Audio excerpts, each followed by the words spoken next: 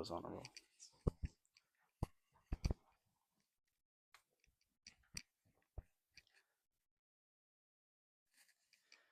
Dear Jalen of August 2024, younger me, I'm here because you're about to make some crucial mistakes. And although painful, these mistakes are necessary for us. You see, you're 1 week out from our senior football season, the ride of our lives. And although I wish, I'm not here to tell you that the season's record breaking or that it lived up to our dreams or that it was even good. It wasn't. It wasn't even close. In fact, we missed the playoffs for the first time in a decade, and it was the worst season by my coach's career. Younger Jalen, I'm here to tell you that for the first half of our senior football season, we choose to settle for low standards and not be ourselves. We do this despite the voice in the back of our heads, the one that you're about to hear screaming to break free. I'm Jalen from the future, after our season to be exact, and this complacency will cost us. But I'm here to break down the steps that I took to triumph over it.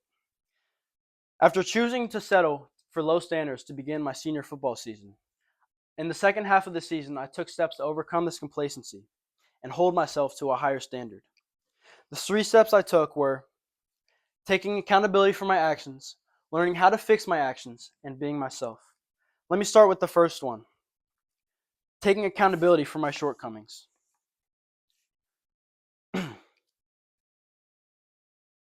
Taking accountability for my shortcomings. You see, I knew what it meant to work hard, and I knew what it took to achieve the results that I wanted. But for some reason, I continued to lie to myself and buy into the things that I heard around me. Things like, I'm doing enough and these losses aren't on me. And these losses aren't on me.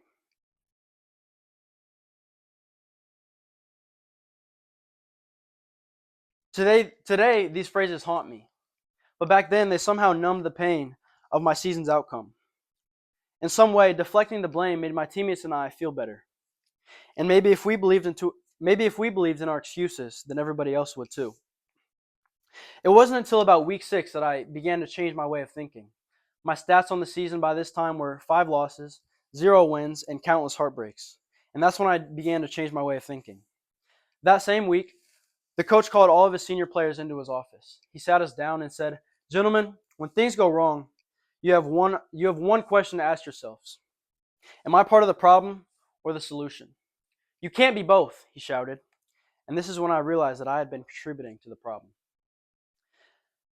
There's one important decision that one must make when realizing that they've been contributing to their own detriment.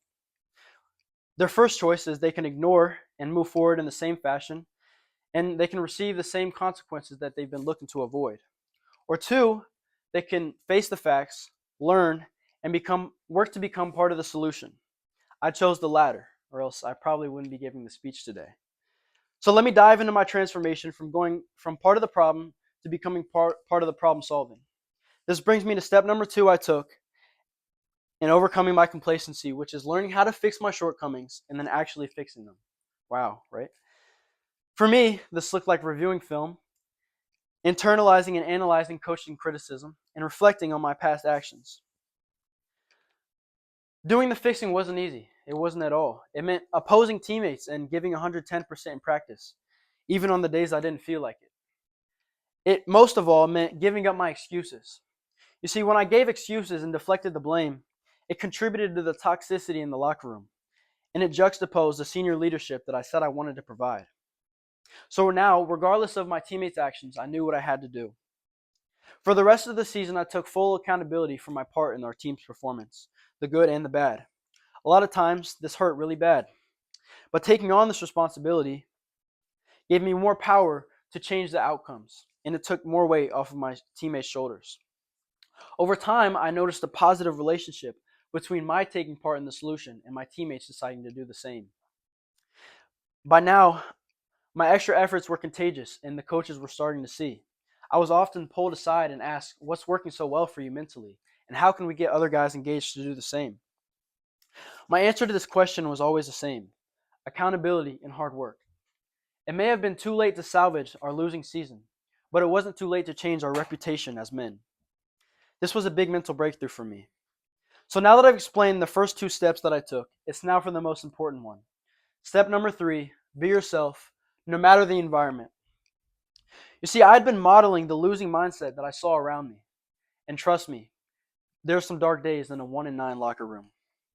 I believe a lot of the early season struggle that I faced could have been avoided if I just stayed true to the values that I had in place. Instead, instead of leaning on my good habits, I decided to let the influence of other people overcome my better judgment, all because I wanted to fit in with the team.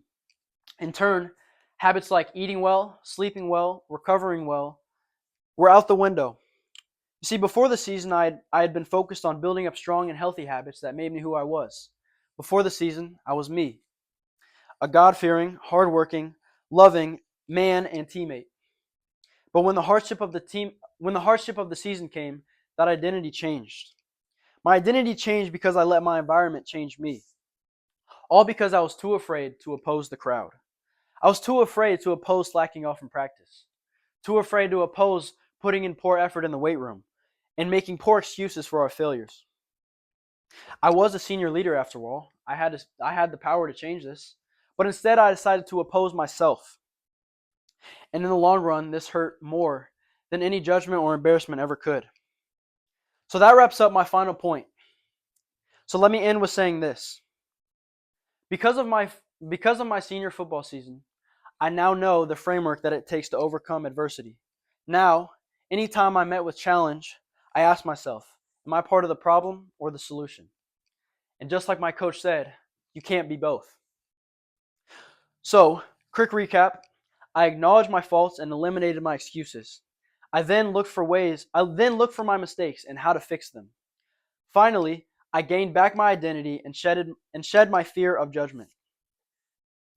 So now, after choosing to settle for low standards to begin my senior football season, in the second half of the season, I took steps to overcome this and held myself to a higher standard. So back to Jalen from August of 2024. Don't compromise what you know to be true to avoid the judgment of others. Don't compromise what you know to be true to avoid the judgment of others. I promise you, it'll work out better for both of us. Enjoy the season.